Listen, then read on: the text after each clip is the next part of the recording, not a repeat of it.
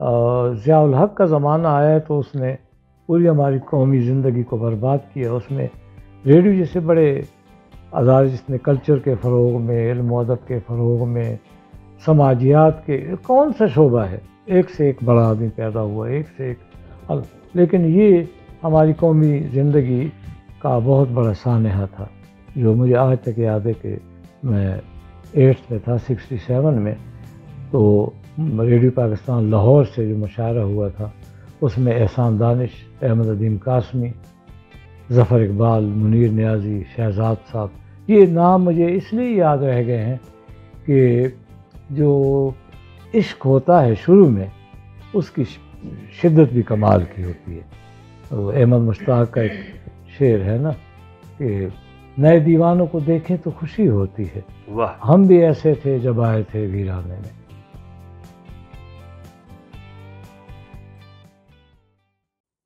یہ اتفاق ہوا کہ میں بہاولپور 82 دسمبر میں گیا تو وہاں ایک کمال کا اسٹیشن ڈائریکٹر تھا جو احمد فراز کے کولیگز میں تھا. یہ 57 میں جو بیچ آیا تھا اس میں احمد فراز بھی تھا، حامد اصغر شاہ صاحب تھے. تو بڑے پڑھے لکھے، نستعلیق اور کمال کے آدمی تھے.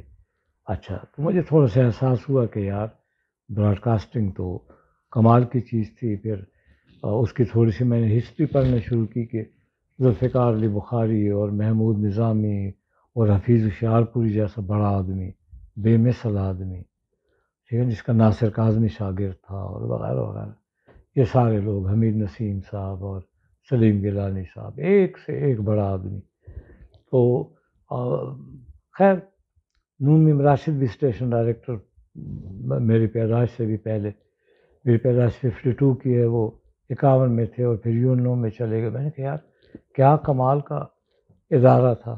اور اس زمانے میں ریڈیو پاکستان لٹریچر، چونکہ یہ گھر تھا ریڈیو پاکستان ایک زمانے میں فروغ ادب کا اور کلچر کا اور میوزک کا اور ڈرامے کا، تو اس حوالے سے تو مجھے آج تک میرے ذہن میں ایک مشاعرہ ہے، ٹھیک ہے، جو مجھے آج تک یاد ہے کہ میں 8th میں تھا 67 میں.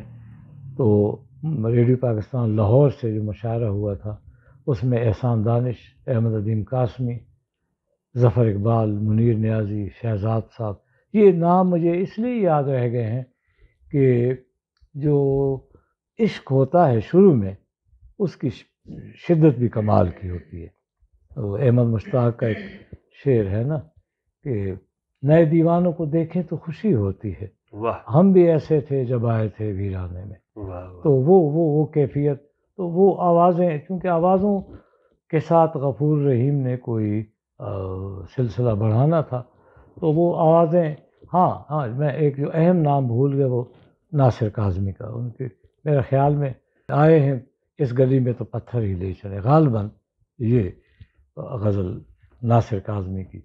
تو اچھا، اس کے بعد میں جب یونیورسٹی میں آیا تو میری ملاقات شوق کی بھی انتہا تھی. ندیم صاحب کے پاس فنون کا دفتر ہوتا تھا 47 انارکلی میں اوپر. تو وہاں سے مجھے اردو ادب کے جتنے بھی بڑے ادیب تھے، ٹھیک ہے نا، کس کا میں نام لوں، وہ ندیم صاحب سے ملنے آیا کرتے تھے. مثلا محمد خالد اختر، کاظم صاحب، قتیل شفاعی اور علی عباس جلال پوری، بڑا فلاسفر اور کمال کا آدمی. اور ابن انشا مرحوم بھی ایک دفعہ آئے تھے، ایک دو دفعہ احمد آئی وغیرہ. مطلب یہ ایک کمال کی کہکشاں تھی. تو اسے مجھے یہ کام اور دو اچھا ہو گیا اور ان بزرگوں سے جو کمال کی باتیں سنی اور لٹریچر کو جس طرح وہ جس نظر سے دیکھتے تھے. بہت کم لوگوں کو پتہ ہوگا کہ ان میں ایک کمال کا آدمی تھا محمد کاظم، جنہوں نے مودودی صاحب کی جو کتابیں تھیں ان کا ترجمہ کیا تھا عربی میں اور وہ جامعہ ازہر میں پڑھے، اتنا فاضل. اور وہ واپڈا میں اس زمانے میں چیف انجینئر تھے، بعد میں وہ ممبر واپڈا ہوئے. بڑا لائق آدمی، عربی کا اور انگریزی کا کمال کا آدمی. میں چونکہ آپ خود شارٹ اسٹوری رائٹر ہیں تو اس حوالے سے میرا ایک افسانہ شہادت چھپا، تو چونکہ سرائکی اسپیکنگ تھے کاظم صاحب بہاولپور کے گیلانی سادات، تو مجھے کہنے لگے کہ میں نے یہ آپ کا افسانہ پڑھا ہے، آپ علامت کو جانتے ہیں؟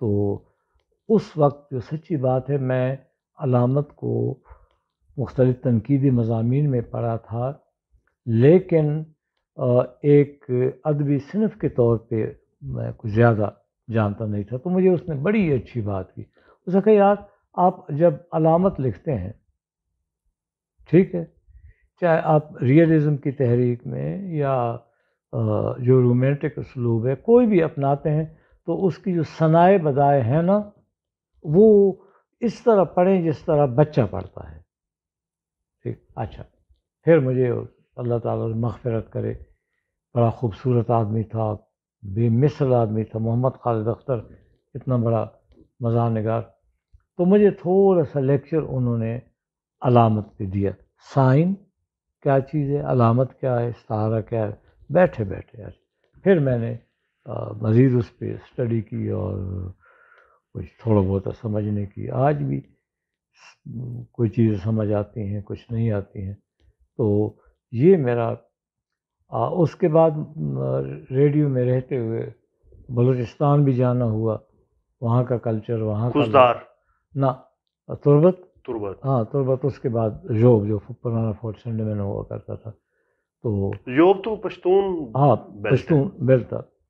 اس کا مجھے تھوڑا سا فائدہ یہ ہوا جوب میں کہ مجھے، چونکہ میں نے آپ کو بتایا کہ میرا بچپن تیسری یا چوتھی جماعت سمجھ لیں کہ پشتونوں میں گزرا تھا، تو پشتو مجھے آتی تھی، اور اب ووکیبلری تو ظاہر وقت کے ساتھ کمزور ہو جاتی ہے، جب مسلسل آپ نہیں بولتے، کوئی بھی زبان ہو کوئی تو بولنے سے آتی ہے، تو وہاں مجھے فائدہ یہ ہوا کہ جو پشتو ہے وہ میں نے تھوڑی سی ریفربش کی، اچھا وہ تھوڑا سا، لیکن ان کی پشتو تھی پیورلی جو جوب ہے وہ افغانستان کا، اس پہ اثر خوست کا، اور جو ہماری نوشہرہ اور پشاور کی ہے، مردان کی ہے، اور چار سدہ کی ہے، اور یہ تو میرے ذاتی رائے جس طرح لکھنؤ اور روہتک حصار کا فرق ہے،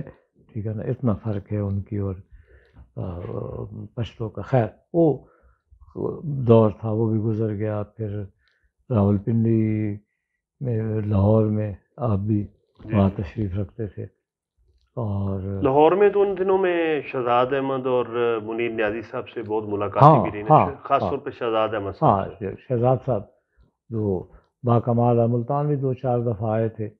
شہزاد صاحب آپ جانتے ہیں کہ کمال کا آدمی تھا، اور بڑی کم عمری میں وہ بتایا کرتے تھے کہ غیر معمولی طور پہ میں نے بہت ہی کم عمری میں گریجویشن کر لی تھی، اور فلسفہ، ادب، اور عالم آدمی تھے، باکمال آدمی تھا.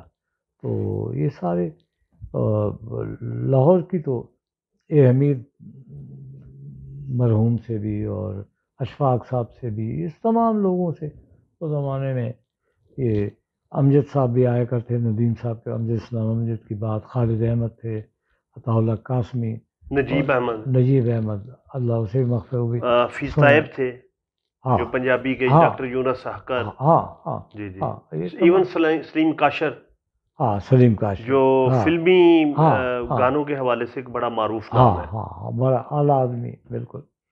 تو یہ تمام لوگ، ریڈیو کی تو جو ضیاء الحق کا زمانہ آیا تو اس نے پوری ہماری قومی زندگی کو برباد کیا. اس میں ریڈیو جیسے بڑے ادارے جس نے کلچر کے فروغ میں، علم و ادب کے فروغ میں، سماجیات کے، کون سا شعبہ ہے، ایک سے ایک بڑا آدمی پیدا ہوا، ایک سے ایک، لیکن یہ ہماری قومی زندگی کا بہت بڑا سانحہ تھا.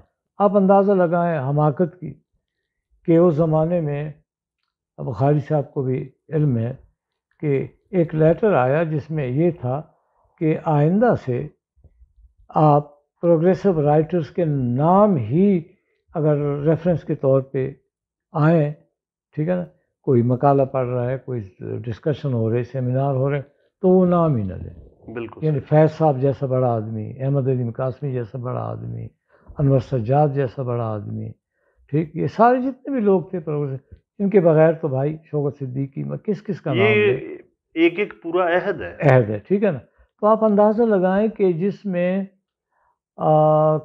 اس درجہ گھٹن کا زمانہ ہو کہ آپ میں اتنی برداشت نہ ہو کہ جنہوں نے آسمان تک اردو ادب کو پہنچایا ان کا نام لینا بھی جرم. تو اس نے ہمارے ادارے کو، سچی بات ہے تمام اداروں کو بہت نقصان پہنچایا.